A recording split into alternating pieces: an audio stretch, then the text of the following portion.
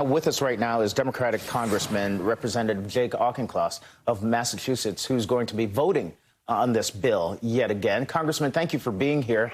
Just about a week ago, you were celebrating the version that came out of the House. This is a lot different. Is there a lot missing from this one?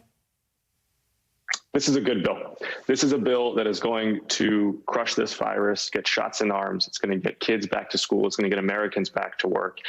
It represents President Biden's promise to the American people. It represents what Democrats campaigned on in November, and it represents us delivering on our promise to Americans in the first 50 days of the administration. You get a sense that this is going to be a vote that will be along party lines like it was over there in the Senate. Do you expect some Republicans to back it now that it no longer includes that minimum wage hike? That's a question for Republicans. I'm certainly voting in favor of it. But you know your colleagues, your Republican colleagues there. I'm getting to know them, and I know that some of them want to do what's right by their constituents, but I can't speak for how they're going to vote on this. What I know is that we're going to pass this in the House because this is what the American people want. It's what they need. It's what they were promised, and it's what it's required to get us to the other side of the pandemic.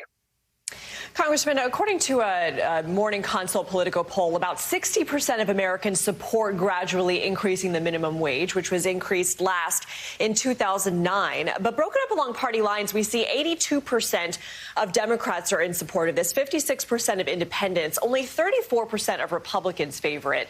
Do you support the current phased-in approach right now, and do you think you can convince enough of your colleagues on the other side of the aisle that you say you're getting to know to get it passed? I supported the Raise the Wage Act. I absolutely want leadership to bring it back on the floor for another vote in both the House and the Senate. And in the meantime, we've got a lot to keep us busy here.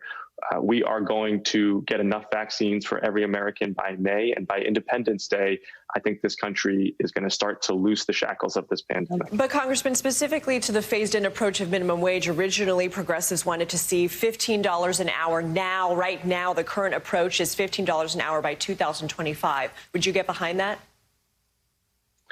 Yes, I'm coming to Congress to work with people with whom I disagree and to compromise to get progressive priorities accomplished. I'm a believer in raising the minimum wage. We clearly have work to do to get the necessary support. What we saw in the Senate is one example of why I'm an advocate of getting rid of the filibuster, because Democrats have a governing majority right now. We're trying to deliver on a popular policy for Americans, and it's being held up. Sticking to minimum wage, Congressman, what protections will you put in place for small businesses here? And also, how do you weigh the amount of people that will be lifted out of poverty by this, potentially 900,000, with the potential loss of jobs, about 1.4 million, according to the Congressional Budget Office? We are going to, I'm looking at my district in Massachusetts, for example. We need to ensure that restaurants in particular, which are the industry that is probably most reliant on these first jobs and these minimum wage jobs, are able to ease into this transition, and that they have the support they need to prosper after such a tough year. But I've got every confidence that we can pay people $15 an hour and still having a thriving entrepreneurial business ecosystem. There's also a concern about maybe some prices of goods going up also for consumers. Do you want to square that with the potential gains from a minimum wage increase?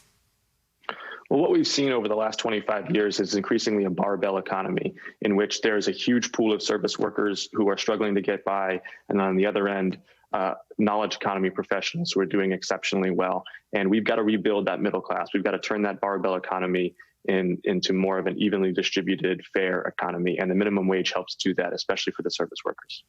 Representative Jake Auchincloss, I'm sure we will have you back on. Thank you very much for coming on with us this